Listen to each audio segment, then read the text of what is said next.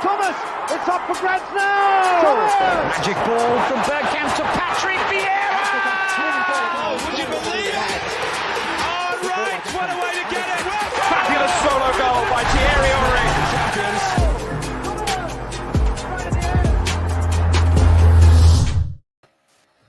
Good evening, everybody. Welcome to the Arsenal Lounge, and also welcome to Moh Haider's channel. If you're watching through Moh's channel, you're very, very welcome. This is a podcast that we do every Monday at 8 o'clock. So we discuss obviously different Arsenal related topics, and you're all very welcome. And thank you for joining us. Guys, how are we doing? Mo, Lev, Tom? Do you want to answer that first? I will start with you, Lev. I'm great. I'm happy to be back as always. Love these guys. Love the loungers, and I do believe happy anniversary, Mo. You and your missus. Yeah, 7 years. Yeah, from both of us at the Arsenal Lounge. But look, how's this for commitment? Yeah, still turning. I know. Well, we're very grateful, Mo. I thought he was going to say, how's that for commitment? I'm still married. But no. Thanks for coming on, man. Yeah, no worries. I did all the hard work yesterday. Pulled out all the stops yesterday. So, you know. Oh, yeah. Cool. Well, I don't know if we should be discussing that. Anyway, let's just move on. Yeah. Tom, how are you? You good? Yeah, very good, mate. Very good. Not as good as Mo clearly is after last night, but yeah, very, very good right now. Absolutely not what I meant, but you know. All right. Well, I'm glad we're all good. We all got smiles on our face, and yeah, let's start. So we've got a few things to discuss, and we have to keep it to an absolute hour because of a special day that Mo has got. He wants to keep it 7 years. So yeah, so let's start quite quickly. Just what's your thoughts on the Palace game coming up? Lev, you start. Well, obviously, there's the interest, the clear interest with our former captain being the manager. So there's that little bit of spice added to it, and you know that'll be interesting. But more so, it's at home, and we need to just get back to winning ways ASAP, in my opinion. So, you know, I'm just hoping we get in there. We've got no injuries from the internationals, and we get 3 points to just carry on, just keep the unbeaten sort of run going. That's what we can hope for at the moment. And a performance. I want to see a performance at home, you know, in front of the home fans. That's what I'm hoping for anyway. Okay. Tom? Yeah, kind of echo the thoughts of Lev there. It's a game that I want to see a reaction from the Brighton game, to be honest. Like, we were so timid in that game against Brighton. We really kind of struggled to open up that Brighton defence, and the way they pressed us meant that we could barely do anything in the game. We're at home. We've got the emphasis on us. They're not playing that back five system unless Vieira changes it. I mean, he would be quite smart to, based on how we've dealt with kind of back threes against opposition sides this season, but they tend to not play that kind of system, so we should have the advantage in that sense, and I just want to see a good performance at the end of the day and 3 points. Okay. Mo? Yeah, I'm buzzing for the game. I'm really looking forward to it because, you know, Palace, I think, are a really interesting proposition right now. I haven't heard any discontent from Palace fans. They seem like there's a lot of time for Vieira. And as Lev said, you know, that adds an extra spice for us. And when I look at their results this season, they've been comprehensively beaten by some teams, and vast majority of the other games have been very competitive. So West Ham, they drew 2-2 away. And West Ham are, you know, no mugs. Watford, they lost away 1-0. And again, that was EFL Cup anyway, so I can't remember what sort of team they put out. They drew to Brentford, and at that point in time, that was a second league game of the season, you'd think that maybe not a good result. But we can see now Brentford are a proper team. You know, they've started the season so well. Then they get battered 3-0 by Chelsea. They were also battered 3-0 by Liverpool, and both of those games were away from home as well. You know, I personally think that if Arsenal went to Chelsea and Liverpool earlier on the season, we'd probably get hit for 3 as well. So when I look at them, and they drew Brighton 1-0 at home, and they beat Tottenham 3-0 at home, and then that comeback against Leicester to draw 2-2. And it's just like a very mixed bag, but they've actually played some really good teams in there already. They've played West Ham, Tottenham, Chelsea, Liverpool, Leicester, and they find themselves 3 points behind Arsenal. So if they win 1-0, we're level on goal difference, level on points. So I think it'll be a really tasty affair. And I feel like before I looked into that, I thought, oh yeah, Arsenal should be fine. actually, I think it will be a really, really competitive game. And, we're a bit unsure, I think, a lot of Arsenal fans in terms of where we stand with Mikel Arteta. Is he the first 3 games? Is he the last 3 games? The draw, what does that signify? This game, I think, for some Palace fans and for some Arsenal fans, starts to tell you more about the manager. Yeah. I quite agree with you, Mo. And I said this last time we were doing the show, and I said this is probably the first time the opposition manager is going to get a lot more love than our current manager. And I agree with you. It's going to be a tougher game than what people will think. I watched the Brighton game, and they were quite unlucky because it was a last-minute equalizer by Mope. And I think Vieira, not that he's got a point to prove, but I think he would like to come and get a result, because if you remember, he was overseen by the Arsenal board, and they went for Mikel Arteta, and then all of this Daniel Ek business, and that's why I think he would have his team fired up to come and get a result. And we're not normally good when we come back from international break as well. We've got, recently, every time after international break, it's been either a draw or a loss, or it's a bit slow to get in. I mean, I haven't heard, Tom, I don't know if you've heard or not, any players getting injured on international duty.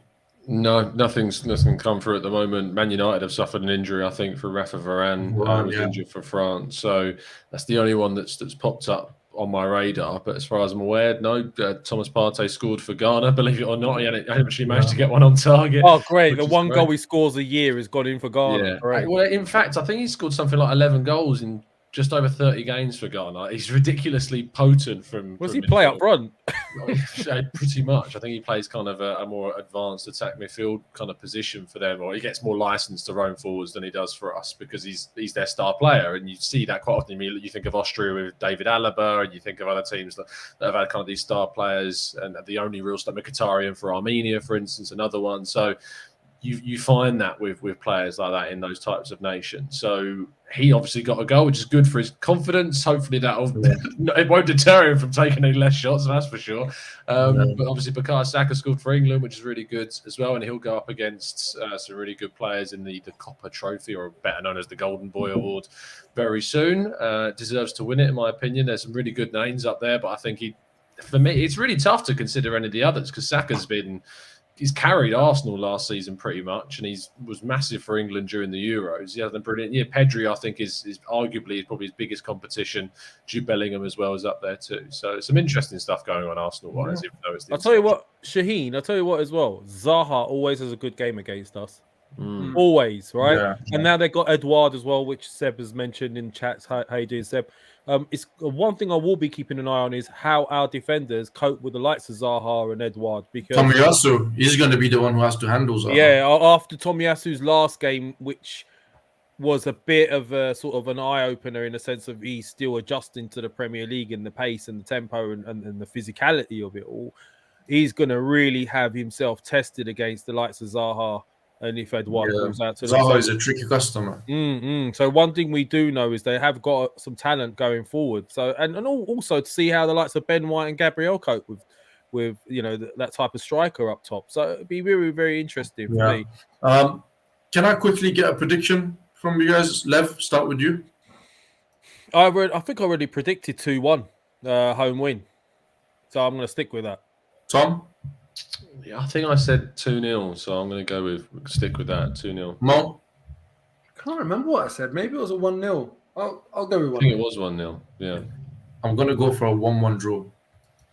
You do that every prediction. No, I don't. You might as well just get a fence and just sit on it, mate. No, I don't. I just say 1-1 draw. Listen, going forward, I just want to talk to you guys about just a few different bits and bobs that has popped up on the news, and and we'll start with some transfer news for players. Yesterday and today, out of nowhere, we're being linked with Oxlade-Chamberlain and Ramsey. I don't know where these rumors have come from, but do you guys see any? Lev, did you see any? Is this just talk? People are bored. Listen. There's not much news. Every time the media struggle with something, they go to something related to Arsenal. right? Because they know it riles the fan base. They know that it gets interest. And look, the minute it came up, I was like, look at who we've been sort of recruiting over the last few months. 22, 23-year-olds with a ceiling, ID with no injury record, history. Why the hell would we go back for him? Why for Oxlade-Chamberlain? I mean, he was injury prone when he was at Arsenal. Well, he's been injury prone at Liverpool. I think Henry said it in the news as well. He's not even sure what Oxlade-Chamberlain is. What is he? We were using him as a winger. He wanted to be a central midfielder. I mean, I'm not saying he's not a talented lad, but he's not really secured any position anywhere he's been other than when he was at Southampton as a young lad. So I don't know, man. I mean, they're definitely not for us. The whole thing with Ramsey, definitely not for us. And I mean, look, we've got Wilshere training with us, and some have mentioned that. And you know, I love Jack Wilshere, but again, you know, we can't be going that way. We need to look forward. So no, definitely no. Tom, what would you make if you had to write an article for the Football London that you have to obviously you work with? If they ask you to sum up Chamberlain's time at Liverpool, how would you sum that up? I did ironically write one today about Oxlade-Chamberlain, and yeah, I did a debate piece with a colleague. He writes about everything, Tom, didn't he? I did. Well, we do these thing called panel pieces where it's like you and another writer kind of go head to head on like a talking point. And Bailey, who's my colleague, was for the idea. Like he was open to the idea of Oxlade-Chamberlain coming in for 6 months to kind of cover that central midfield role when we lose Partey and El Neni during the African Cup of Nations period, and Xhaka's fitness is still in question. But I just said, I agree with what you were saying, Lev. I don't really get why you'd go backwards. There are other options if you want to bring in someone in that position, even just for cover. His injury record is horrific. I don't think he's stepped on since leaving Arsenal, really. Like, he's changed positionally, but I've not seen a vast improvement in him despite maturing a few more years. And obviously that has had a lot to do with the fact he's suffered with those injuries. It just, I don't really know why it makes too much. It's too weird of a timing and too close to the Jack Wilshere news that I think that this has been an easy kind of pull. I think easy journalism, would you say, Tom? No, I wouldn't want to say that about any of my contemporaries, Shane. But, now he's a full-time journo. He's getting. But I would say that I think it's a story that, you know, it doesn't take a lot of thinking to lay that one out there. And I certainly would critique it. And I wouldn't say that I certainly haven't heard anything on my lines of that being the case. But it doesn't mean it's not true. But I've heard nothing in that sense. So okay, very very diplomatic. Mo, got me. from the time that we had Ox at Arsenal, would you? You know, following up from what Lev said, what would you say from what you've seen of his time at Arsenal and Liverpool? What would you say his position is? Because, you know, Tom said that the argument was that he will come in for 6 months to cover the centre mid role. And I'm not sure if he's the centre mid that we need to play alongside Thomas Partey. And obviously your thoughts on the story as well. Yeah, I guess you'd have to come to the conclusion that winger was his overall position at Arsenal when he was here. When I think of him playing, I don't necessarily think of him hugging the touchline, but I certainly don't think of him playing centre mid, or a number 10 or anything like that. So yeah, I guess it has to be a winger. And for me, look, you know, I personally feel like it's frustrating to think of players like that coming back. Even Jack Wilshere, as much as I love him, moving for Ramsey, Wilshere, Chamberlain, that's an era that we've left behind that didn't work. And I don't think that it increases our chances of success by revisiting those players from that era. It's very different when you're bringing Thierry Henry back, you know, there's a statue of him outside. But, you know, obviously Chamberlain is not of that ilk. I know when Henry came back, he scored that goal against Leeds. Maybe that's what we're planning. We've got Leeds again in a cup coming up this month. Maybe Chamberlain can do the business this time and secure the win. But no, in all seriousness, not for me. Okay.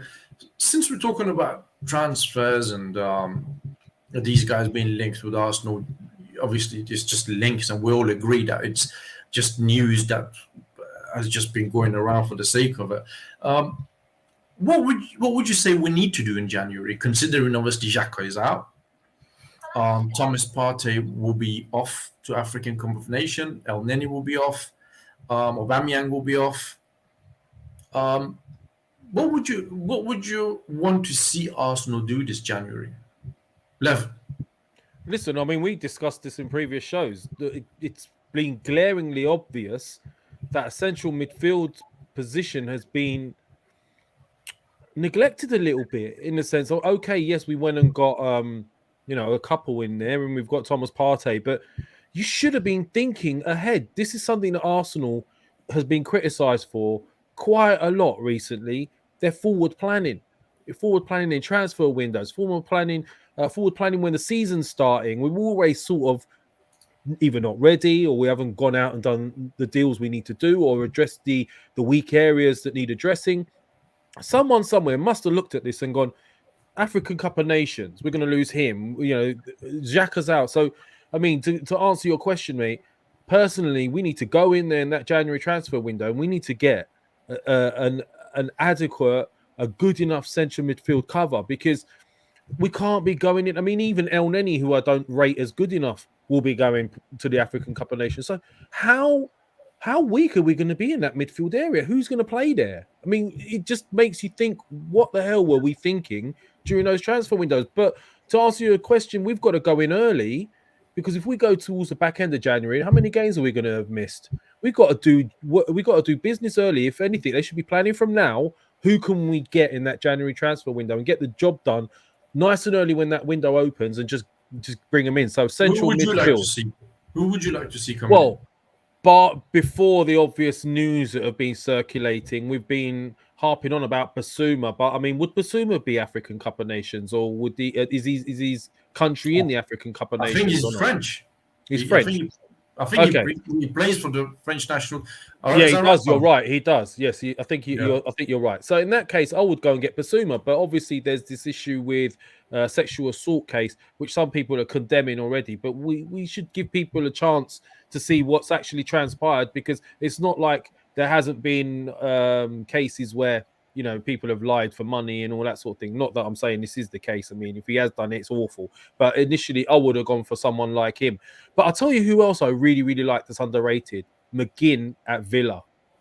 McGinn is a great, great midfielder at Villa, and I would have him as well. But I mean, I'm not sure exactly what his position is. I think he's like a box-to-box midfielder, but he certainly gets through ridiculous work, and he's a brilliant midfielder for me. But Basuma would be my first choice.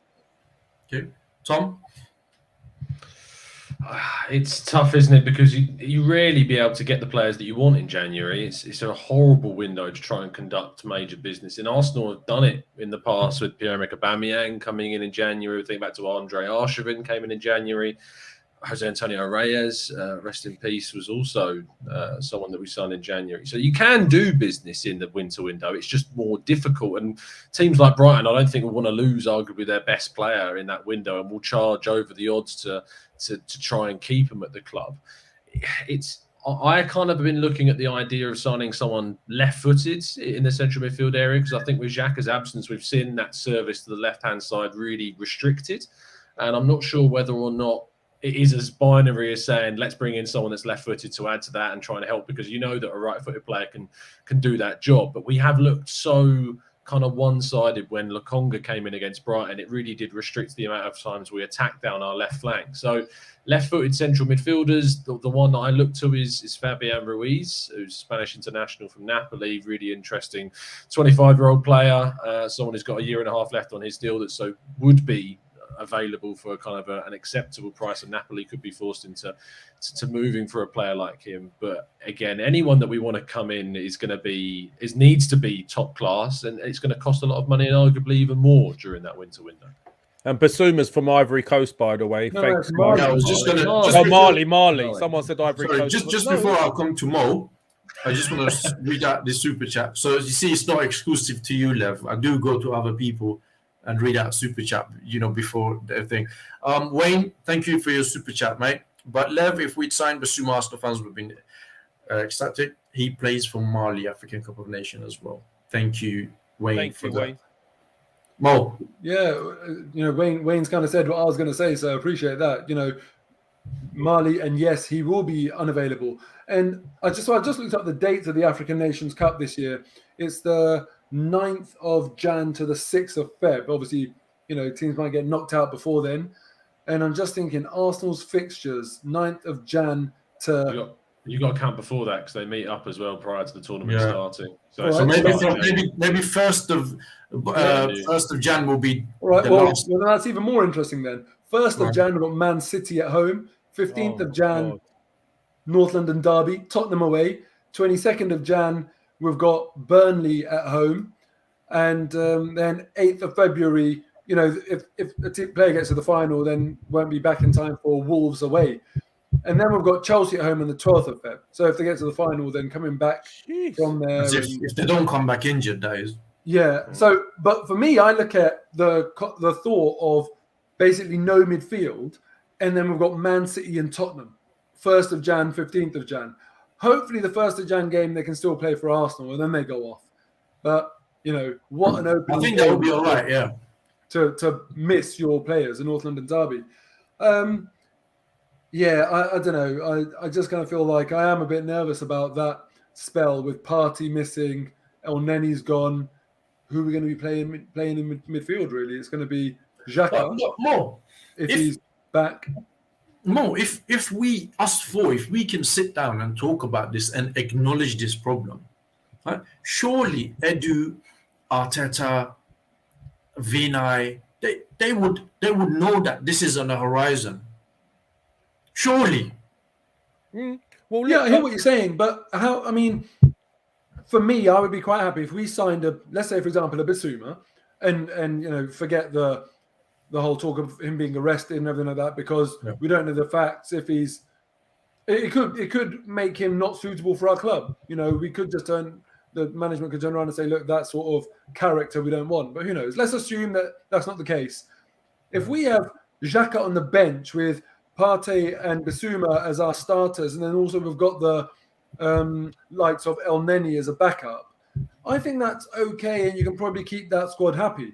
But I agree with you, Shaheen. Right now, Xhaka as the starter with Partey, and then there's not that much strength in depth. I kind of do think to myself, yeah, that's a little bit concerning to me. It's going to have to be someone like Lokonga and Ainsley Maitland-Niles, isn't it? Lokonga and Odegaard, maybe. That's not going to be strong enough. And someone else as well was mentioned, which we've missed as well. Aubameyang will be gone as well, won't he? Yeah, as well. So I'm just focusing on the not even the attacking midfielders in the shape of sort of Odegaard. I'm focusing on like the more, the sort of midfielders we need against Man City. Yeah, or the anchors basically. Yeah, well, this is it. We are clearly short, and we mentioned this a few weeks back. And as the time goes on, it's looking more and more like we're going to be short. Maybe obviously they assumed Xhaka was going to be available, and they were going to look at Xhaka and Lokonga. But now he's not available.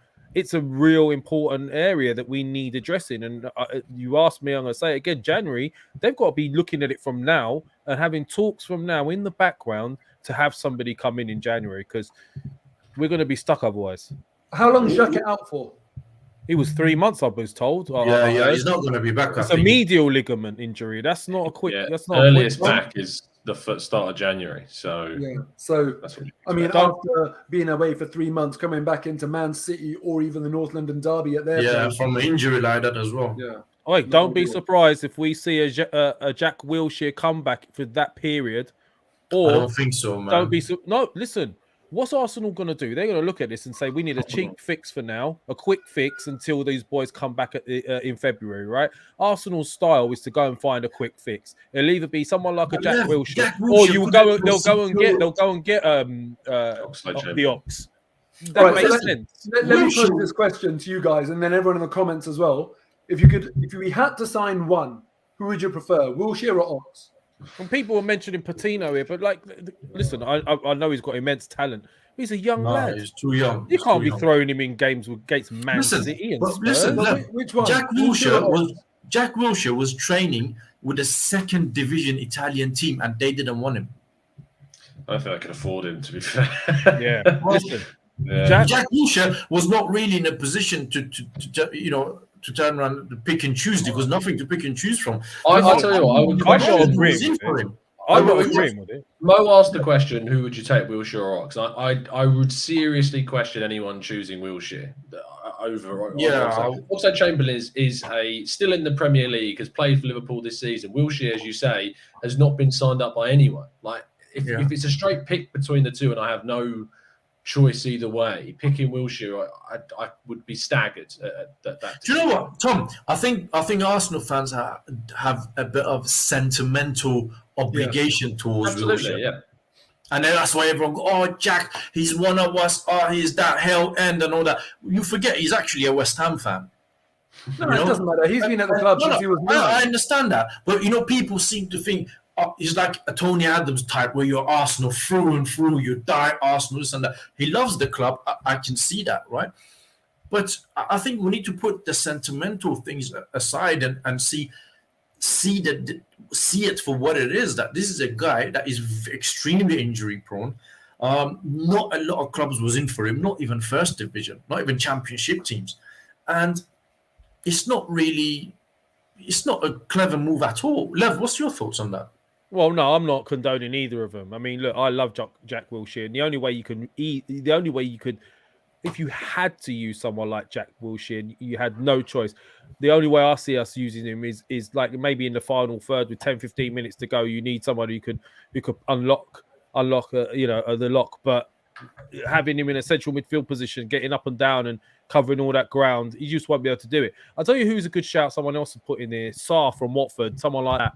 Well, he's not a midfielder. He's a winger. Well, I don't know. I mean, he's not a bad player. He's not a bad player. No, he's a winger. I remember. Is he a winger?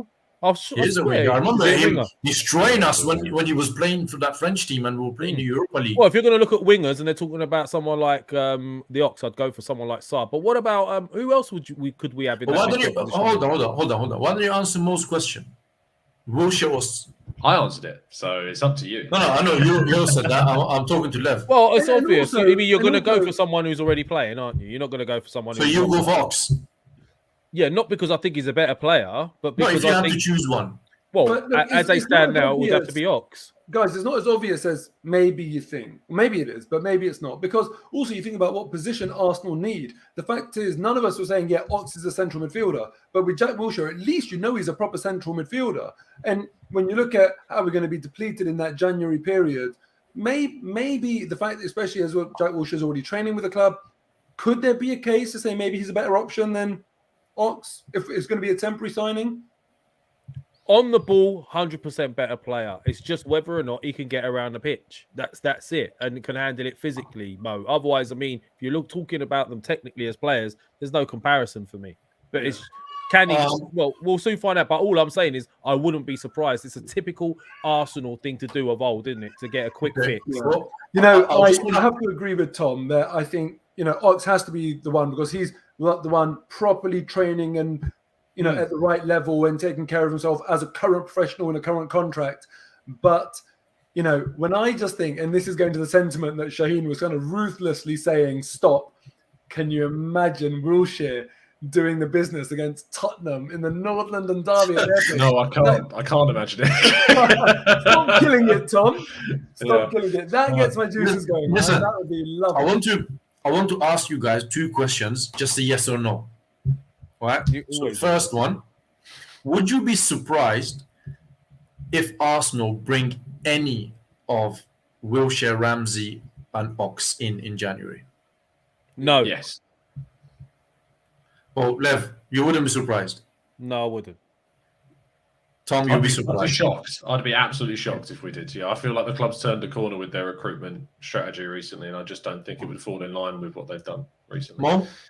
Yeah, I'd be surprised. I think exactly what Thomas said. I know we're talking about short term, but it doesn't seem to be in keeping with that strategy of the club. And I kind of feel as though when you're doing things like that, you open yourself up for a lot of criticism if it goes wrong. So if we were to get Wilshere back, if we were to get Ox back, and then they made a mistake, it will just be different because people will really question the judgment of these individuals. They will feel like they haven't made the decision to bring them back on the merits of that person as a player. They would have done it on other more sentimental, silly reasons. And I think then you open yourself up for a lot of criticism. And I think the hierarchy will avoid that. Okay. I'm afraid I'm going to have to agree with Lev on this one. So I wouldn't be surprised. So it's 2 Thanks, Shaheen. I'm feeling that. The second question, and just before I ask you, if you're watching on Arsenal Lounge or if you're watching on Mo's channel, please hit the like button on both videos. Any video that you're watching, please hit the like, and obviously subscribe to Arsenal Lounge, Mo's channel, and obviously Tom, the Goonertalktv. Alexander Lacazette, overrated or underrated? Lev? Underrated. Tom? Can I say neither? I just think he's as good as... No, you have to choose one. But I don't think he's either. Theoretically, you said it's a yes or no answer. That's not a yes or no question, is it? Underrated, overrated? Yeah. Yes. Hold on.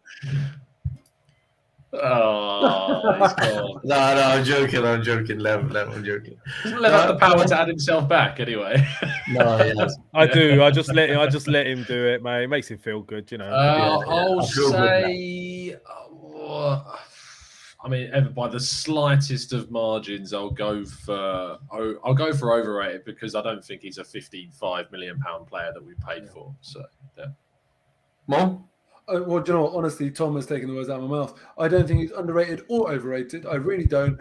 But if you're going to really force me, I think by a section of our fan base, I don't. You know, when you look at Aubameyang, and I always make this point, look at the top goal scorers of the decade, Aubameyang's in there. He is in there with unbelievable world-class players. And that's across many leagues, many games. He's earned that right to be considered as a top striker. Yet people still call for Lacazette to start ahead of him sometimes, you know, when Aubameyang hasn't really done that much wrong. So I feel like there's enough section of our fan base that would make me lean towards saying that, yeah, he's overrated, if anything. Can I just say, I think price-wise, maybe Tom's right. However, I think the way he performs for Arsenal, I think he is a bit underrated. I think he does a job. The reason those fans want him in is because he does a job that other strikers we have in our team cannot do. And that's where I think he's a bit underrated, for the work rate he puts in, the way he holds the ball up, the things that he can do that the other strikers in our team can't. I think he's a bit unfortunate sometimes that he doesn't get in the team for that reason. I also think he's underrated. I'm a massive fan of Lacazette. I like him quite a lot. I think he does. Go on, Mo. I just think that, you know, when he was at Man City, when he was at Lyon, right? I really thought he was a sharpshooter. I thought he was clinical, and I really wanted him to come to Arsenal. Since he's come to Arsenal, maybe it's as a result of our midfield not being good enough, but he doesn't seem to play in the same way as what he did when he was at Lyon. From, like, you know, it's not like I saw him every week, but from the games that I did see him. I just wonder if Man City don't have a striker. If they signed Lacazette, then I kind of feel like he would score goals in a team like that. Yeah. But maybe at Arsenal, it's just not the style and just not the personnel that complements him. I think at Lyon, he had like Nabil Fekir alongside him, and that partnership was really strong. Yeah, and at Arsenal, he came in, and obviously we still had Ozil, and Ozil's nowhere near a similar kind of player to Fekir. He's not as direct, and Fekir likes to get into the box and take shots and stuff, whereas we know Ozil's much more the creator. So yeah, and also French league as well. You know, maybe that was more Lacazette's level, and he can't be a leading light in the Premier League. That is also true. But I quite like Lacazette, and I think. And I wish him obviously all the best when he leaves Arsenal. And I really want to see him do well somewhere else, not in the Premier League, hopefully, or somewhere else. So Shaheen, do you think he's going to be gone in the January transfer window? And also, there's a guy in the chat, Lone Star Londoner. If you could look at that in a minute, I want to know what sort of questions he's asked. He wants us to ask. Yeah. But anyway, so can you just read this one out and I'll look for that, Lev? Yeah, Cliff 499. Thank you for your support, bro. A fit JW and CM. Yeah, that's what I would 100%. If he was fit, there's no competition, no comparison, not even a debate. But right here and now, it would have to be Ox lads. I wouldn't be surprised if any of those three come back, and neither would I, Cliff. And thank you so much for your support, mate. Wayne back in the house too. Do you want to do this one, Shaheen, or can I do two in a row? No, Wayne. Thank you again, my friend. Clearly not. No, I didn't even hear. Lacazette Man City would outscore Jesus He scores Firmino. He's highly rated. Highly underrated. Oh, yeah, I missed some. What was that? I missed something. Such a dictator, isn't he? He's like a dictator. No, I didn't. I was just looking for the other comment, man. Sorry. That's why you do Listen. you do you, Shaheen. Yeah, listen. Swiftly, I want to move on to a different topic. Obviously, another massive news that has been out this week, and it's a takeover of Newcastle. Me and Lev, we did the show. I shared some of my thoughts on it, and unfortunately, some people didn't agree with what I said. So let's see. We've got. In fact, what it was we most, can make of it. It was most of them that didn't agree. There's two sides to this, right? One is the footballing side, and one is the decision of the Premier League as to giving a go ahead of this. So let's start on a footballing side. And Mo, from footballing point of view, how would that affect Arsenal in particular? Is that a bad thing or a good thing for Arsenal? So, in one sense, my initial reaction is that catastrophic for Arsenal. Clearly there'll be a team that in 2 years, for example, if they're going to do what we all expect them to do, are going to be significantly better equipped than Arsenal. But then on the other hand, I think to myself, well, actually, no, that's me thinking about what Newcastle are going to do. When I look at Arsenal, actually, it's no big deal to Arsenal. We're going to go from being a team that's competing for 6th, in that sort of region in the table of 6th to 10th, and we're going to be one place lower than what we otherwise would have been. So who cares if we finish 8th or 9th? Do you know what I mean? It's not like they're going to knock us out the top 4. I'd be more worried as a fan of Man City, Man U, Chelsea, Liverpool, because one of them, their position is under threat. Even, the other teams that make up, let's say, Leicester, West Ham or Tottenham, I don't know, the ones with ambitions of top 6. Arsenal aren't actually. Do you think Newcastle fans? None of the Newcastle fans' target is going to be, let's take Arsenal's place. Let's knock them off their perch. We're kind of irrelevant now with 2 8th place finishes in a row. And I'm sorry to say that, but maybe it's just a bit of a reality check. And I 100% agree with you, Mo. And I just think that we're not what we used to be. And, Newcastle owners wouldn't be thinking, let's finish above Arsenal. They may come to Arsenal to nick some of our players as Man City did at the time when they were starting to get big. They took Adebayor, Nasri, Clichy, Sanya. Sanya was to sell. I remember, we had to sell during that. Yeah, but Tom, I think if Newcastle came in for Bukayo Saka with a eye-catching offer, I don't think Arsenal will say no. What's an eye-catching offer, do you think? I don't know, 100 million. If Grealish is 100 million. Are they going to offer 100 million for Saka? I'm just saying if. Right? Listen, they may need to spend money to get that sort of players in. But I agree with Mo. Tom, what's your thoughts on that? Yeah, I'm really not that fussed by it. I don't know what it is. I'm not that fussed by the takeover, to be honest. I think there's a lot of hysteria about it, just assuming the worst. The worst being that they're going to buy all of these players and become the next Man City. The comparing when Man City had their takeover compared to Newcastle doing it now, it's contextually so different. The landscape of football is so different. I mean, we used to look back at Man City and the wages they were paying players and what they were offering and thinking, we're never going to be able to compete with that. And yet our captain's currently on £350,000 or £300,000 per week. We pay wages to players that is comparable with those big teams. Arsenal got one of the highest wage brackets in the Premier League. And you also there's a contradiction when it comes to these, because people turn around and go, we get linked to, say, Raheem Sterling, and someone turns around and goes, well, why is he going to want to leave Man City for Arsenal?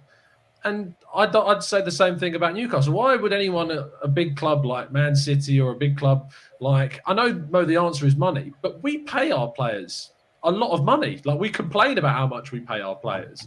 And I think that we can compete in the wage brackets with Newcastle. But Tom, would sorry, Mo, go on. We're probably going to say the same thing, but go on.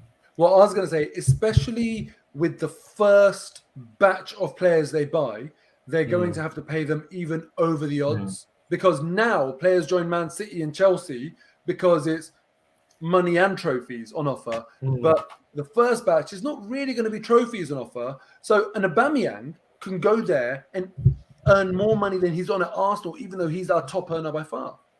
I just with that kind of aspect of it, I question who these players are. Do you know what I mean? You say like the first batch. I don't know who those players are. Maybe people in the chat box can throw a name in the market right now at any club, even at us. Like, who is this first batch that they're going to buy? Coutinho. As a starter, yeah, for sure. Harry Kane. Hassem Aouar, I think he could go. They could get Lacazette. I wouldn't take Coutinho or Aouar at Arsenal. Left is a good shout. Lacazette, free transfer. Free transfer. Oh, yeah. So that doesn't close the gap with us, really. They're taking one of our players that we most of us wouldn't start. So again, it's not. Yeah, but you've got to start somewhere, Tom, don't you? You've got to start somewhere. I said this on last show, Tom. I said this on last show we did, but I actually think they may be tempted to go for Harry Kane.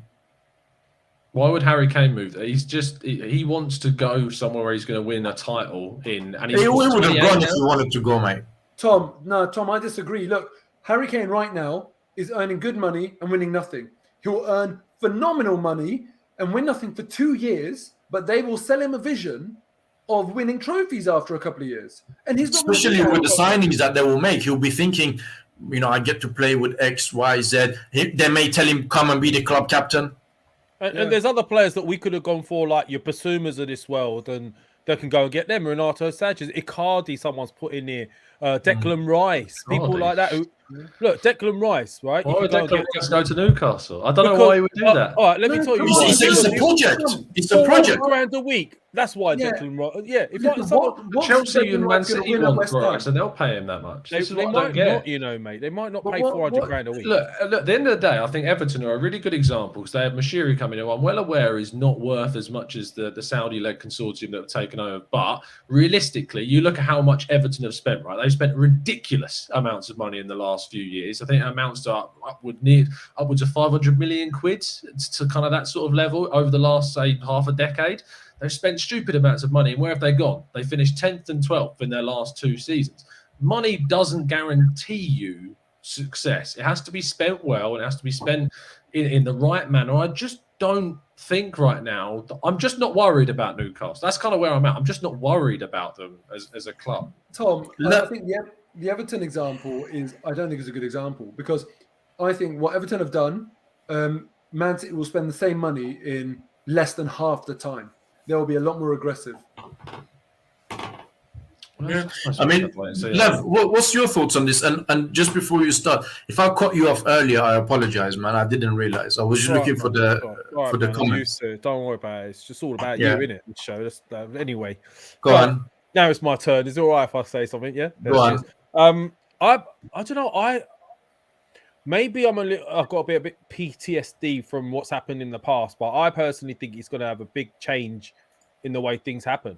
Personally, myself, I know Tom maybe thinks, we paid just as much as everybody else. But you remember when Chelsea first came in, we were going for the same players that we were always going for. Chelsea were coming in, offering double the salary. Oh, hey, presto, all of a sudden the players are going to Chelsea, right? Agents, you've got to think about agents. They've got their players' best interests and their own interests in mind, right? Someone comes along and offers double the salary, you're going to go.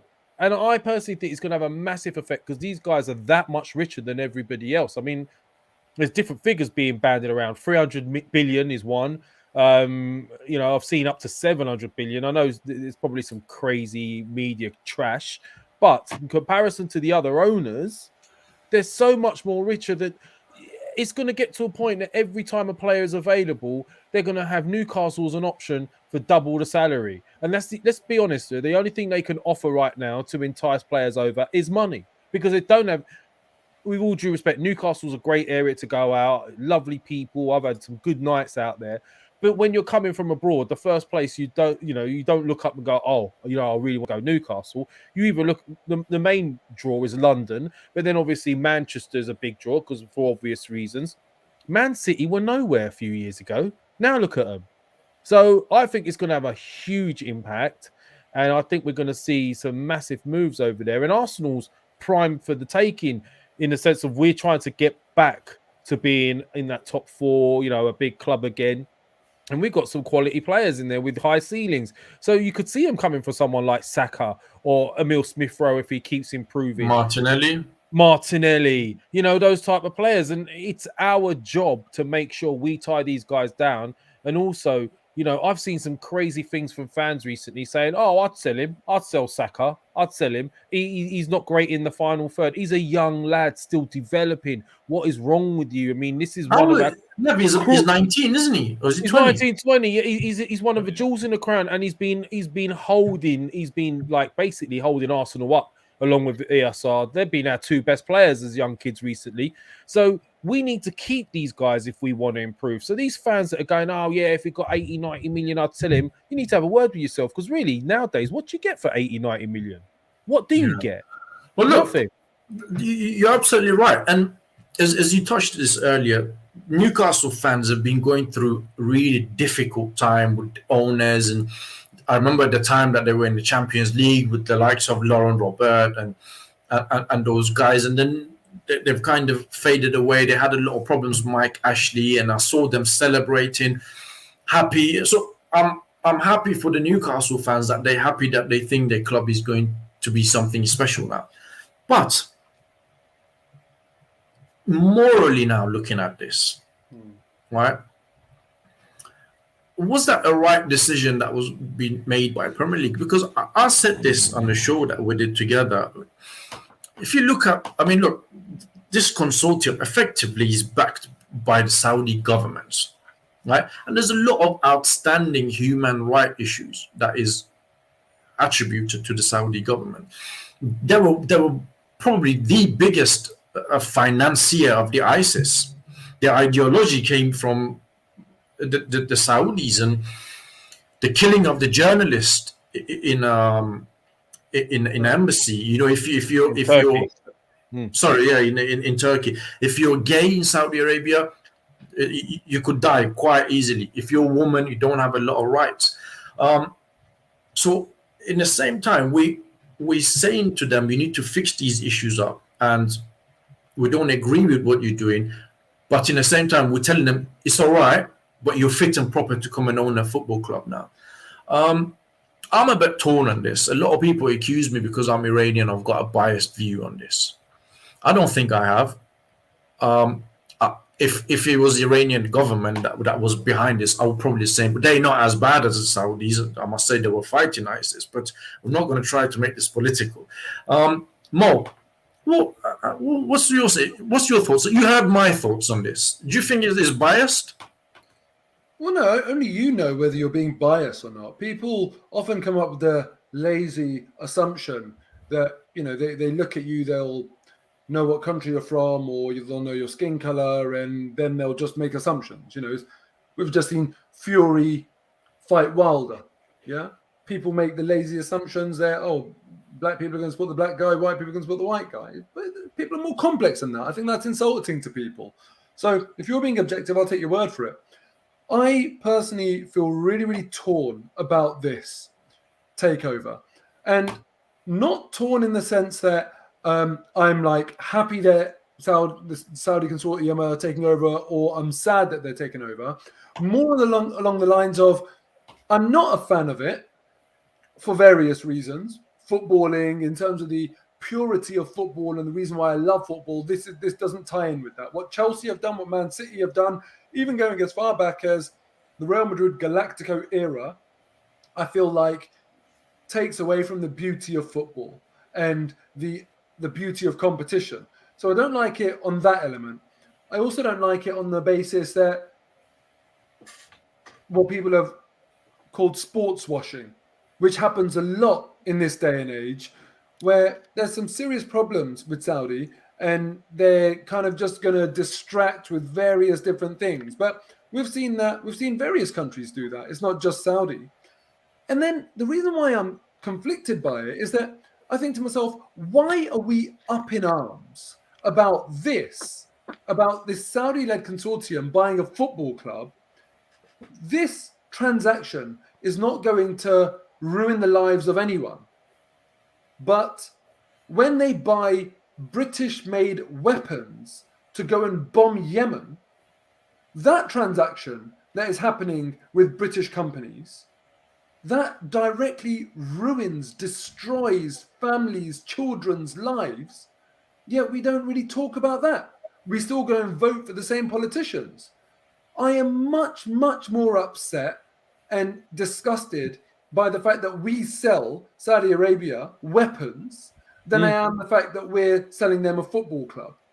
Now, don't get me wrong, I do have to really ask the question about what the Premier League's fit and proper persons test entails, because in our recent memories, like you alluded to, Shaheen, a journalist was not just killed, a journalist was cut up in a premeditated act of state murder. The conclusion was that there is evidence to suggest that this was linked right to the very top in Saudi Arabia. Now, you tell me this. Bernard Mendy, for example, in football, has been accused of a disgusting act. Other footballers have been, accused of horrible things, and journalists have reported on that. I just wonder, would your average journalist with, a young family want to fight that fight? Go and report? Would they want to break that story if, for example, someone high up in the Saudi monarchy who may or may not be involved with Newcastle, but by association they are involved with Newcastle now, would they want to do that? Would a journalist even think twice? Would Khashoggi come up in their mind? If I was a journalist, Tom, maybe you're a good person to ask. Would you, in fact, be really honest about this? Let's say, for example, the situation Bernard Mendy finds himself in. Benjamin Mendy. Oh, yeah, sorry. Bernard. Wait, it's Bernard to Mo. Yeah. We're buddies. They're tight. So, if Mohammed bin Salman, this is like way out of any of our pay grades. This is like the top elite level of influential people in the planet. If you got a breaking story about him doing something like Benjamin Mendy, would you have the bottle to report on that, knowing how journalists have been treated for doing their job? I suppose the question is, would I consider all of those things? Would I, to say to anyone, would they not have that in their mind? It's impossible not to have that in your mind, isn't it? It's an impossible situation. If you know that colleagues of yours, for writing or saying certain things, have had those atrocious things happen, how on earth could I not have that affect me? I'd be lying if I said no. I'd be no issue at all. Like I wouldn't. I'd just right away. Like it's impossible to say that you wouldn't. It's like if you live on a street and someone gets murdered on your street, are you going to feel as comfortable walking out the next day down the street? Yeah. You're not. You're not going to feel as comfortable.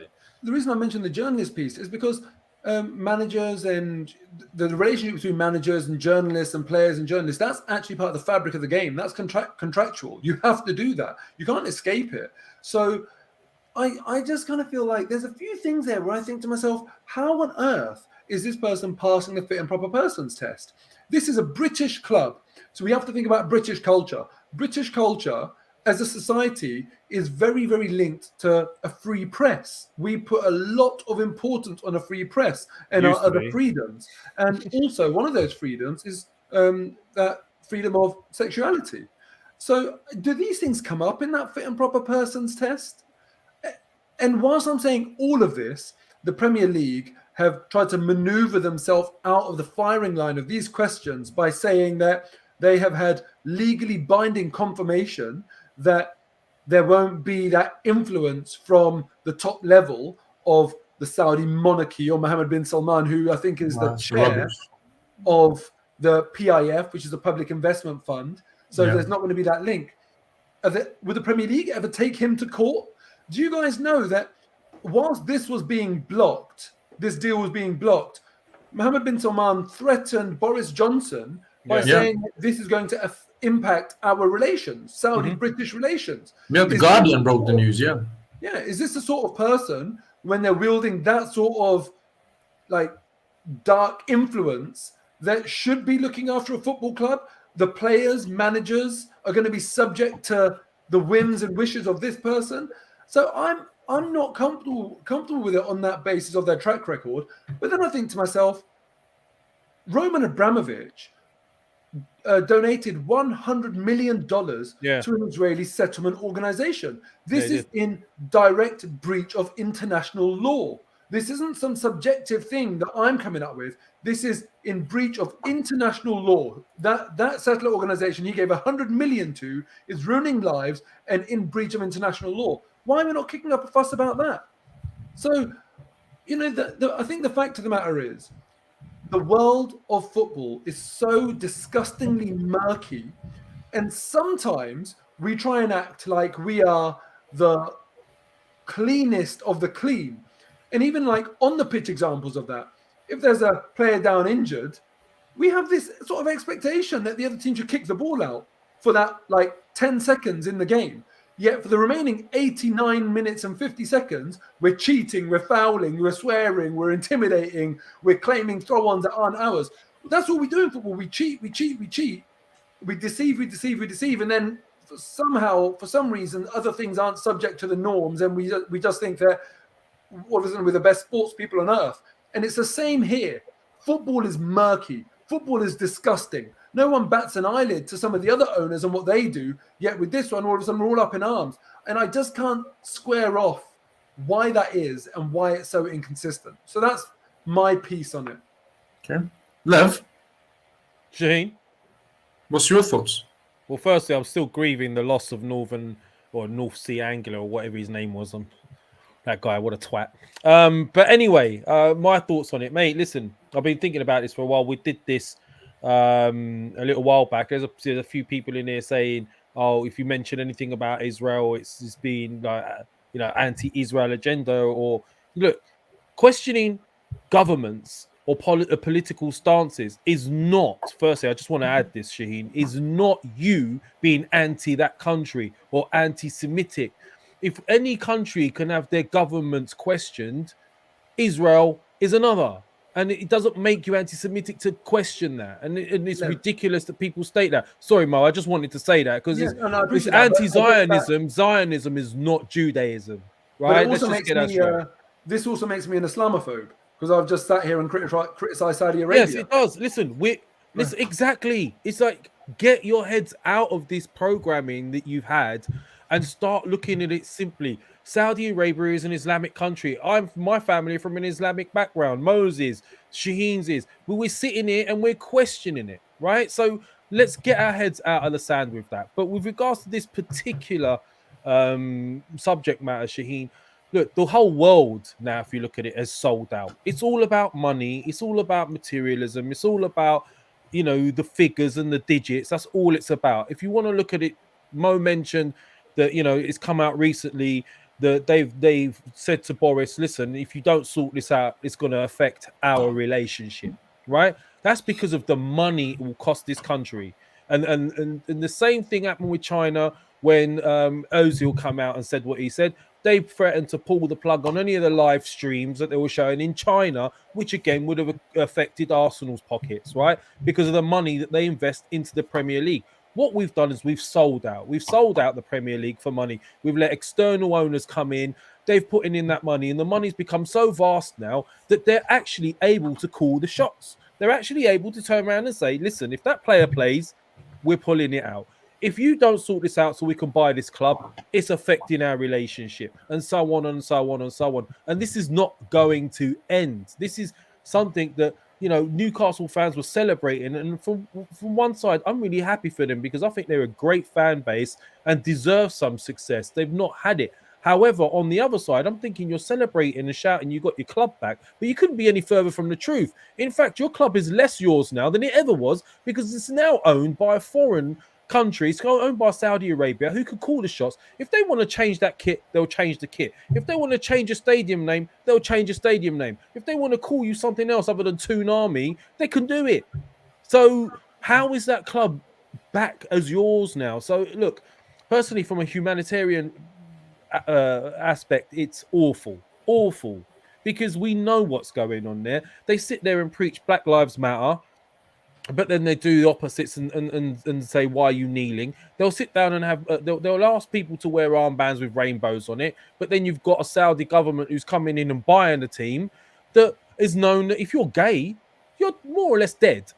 So how is that okay? It's hypocritical, and it's not about the money coming in and someone coming in and causing Arsenal an issue. Because to be honest with you, whatever the problem is, the problem. It's more who we're bringing in and who we're allowing. You've got to be looking at this and have some sort of, there's got to be a limit to who you're allowing. So that's where that's where I am with it. Tom, what about you? I don't know if you want to. What about me? What? What's your thoughts on what we just discussed? Oh, he's a journalist now, so he sits on the fence, doesn't he, Tom? Hey, no. I'm against any form of, as I think we talked about other thing, or we talked about the possible Qatari takeover of Arsenal. We discussed that. I'm against anything that's got any relation to any human atrocities in any way. It's a simple discussion for me. If there's any links to any kind of atrocity, I'm against it. And what I find is when I talk about, say, the Newcastle takeover, or I talk about a prospective Qatari takeover of Arsenal, and I mention that there's associated human rights, often the response is, well, what about what KSE have done? What about British history? What about this, etc.? I'm like, I'm not saying that they're fine. That's just because I've mentioned one thing doesn't mean if I had to sit and mention all the things that I don't say, I would be doing a 24-hour stream. You can't just make the assumption that I don't care about those things. I do care. The topic that was being discussed was that I'm against anything associated with human rights atrocities, no matter who that is, no matter their nationality, no matter their religion, no matter whatever. Any association to human rights atrocities or anything wrong, I am against that. And it's simple for me, really. And I just wish that the football could be separated. It can't. We know that it can't because we're in this situation. And that's why we have these discussions. But it is why I have a lot of sympathy when someone in a chat box or someone who listens to a show listens for the football aspect of the show and then they tune out because of these types of conversations. I'm never going to judge that person for tuning out because people are, I think, very tired that football is so associated with politics. And that's not their fault. That it is, and I don't blame people for wanting to tune out when this sort of thing comes up. I think it's important that we talk about it, but I'm not going to criticize someone for not wanting to involve themselves because it's so complicated, it's so controversial. Well, it's not controversial. We all know what the wrong is. It's just it's a really hard conversation, I think, for a lot of people to have because I think there are a lot of people who are worried that they might say something they're not educated enough about, and they end up saying the wrong thing. And that's a really scary place to be, especially for us. We're sitting here as 4 people on a live show with over 100 or whatever people watching live. And there's things that I am not educated enough about, so I can't comment. So the only thing that I ever say is that anything associated with anything, human rights, atrocities, I'm against. And it's as simple as that. Okay. Well, listen, this is a very... Can I just add one more thing as well? It's just the timing of this takeover I find very interesting. They... apparently, one of the blockages of this going through was that question 4 of the fit and proper persons test was not provided back to the Premier League. And what is question 4? Question 4 was something about piracy, if I'm not mistaken. Yeah, they had a problem with the Qatar. Yeah, beIN Sports. Yeah, they've got a problem. Exactly. Yeah, they had a problem in with Qatar, and beIN Sports is a Qatari news network. It wasn't being shown in Saudi Arabia, and because of that, I think piracy proliferated in Saudi Arabia. Now they've allowed that beIN Sports to be shown back, so I think now they can go and show that they're doing something about that piracy. So that was one of the blockages. But the interesting thing about the timing is that when the Super League reaction happened, that was huge. We all remember how crazy everything went. It went to the highest level, government intervention. Now, that to me, as a potential buyer of a club, would have made me think, oh, hold on a second, that next big money move on that ladder of exploiting football is potentially now in doubt. So in terms of clubs being worth even more who are part of that Super League, you might not never get there. And I just thought to myself, it's interesting that in spite of that, he's still completed this takeover. I also think it's funny that Daniel Ek is still interested in Arsenal, apparently, in spite of that. But the other thing is that right now there's a review going on by the Department of Culture, Media and Sport in England, where they're going to, Boris Johnson's quote is, root and branch review of the way football works, football governance and football ownership. And also what's going to be part of that review is the fit and proper persons test. I almost think to myself, on one hand, this consortium might have looked at it and thought it's not as an attractive investment as it was when we thought the Super League may happen and we, maybe could have got into it one day. But on the other hand, I actually think to myself, well, no, Newcastle were never part of that Super League. So now, if they can make themselves a mega club now, the next time that rears its head, they'll be part of it. That's the first thing. And the second thing is, before the review gets completed by the Department of Culture, Media and Sport, that might rule them out of ever buying a club. If they ever are going to do it, they're going to need to do it now before there's a root and branch review and actions and new regulations taken to stop people like them buying the club. So in a way, I can see why they've done it very quickly now, and it'll be quite interesting to see what happens after. And the one thing I would say as well is one quote from the About PIF section of the actual website, not a Wikipedia thing, the actual website of the Public Investment Fund of Saudi Arabia. It says, under the chairmanship and guidance of His Royal Highness Prince Mohammed bin Salman bin Abdul Aziz Al Saud, the board is responsible for overseeing PIF's long-term strategy, investment policy, and performance. How are there legally binding assurances that he's not going to be involved if literally the first line on the Our Leadership section of the About Us mentions his name and says under the chairmanship and guidance of him, the board's responsible for overseeing strategy, investment policy, and performance. As far as I'm concerned, the Premier League here, it just doesn't wash with me. Mo, can I ask where you're getting that information from? Because there's a chap in here, M.L. Harby. He goes on and on and on, and he's basically saying, Mo, that's not true for what you've just read out. So where have you got this information from? Listen, man, go on pif.gov.sa. Right. That's the Public Investment Fund's website of Saudi Arabia. As I said, it's not a Wikipedia thing. So, this is from the horse's mouth. Well, look, guys, this is a topic that we can discuss. Can I ask one question with this topic? Can I ask one question with this topic? I'm just conscious of time. All right. It's very quick. Would we have been happy if he was taking us over, bearing in mind we hate the Kroenke? Well, I was going to ask, this would be a simple yes or no question, and that's what I wanted to say just before we go. If they were coming to buy Arsenal, would you guys have been happy? Tom?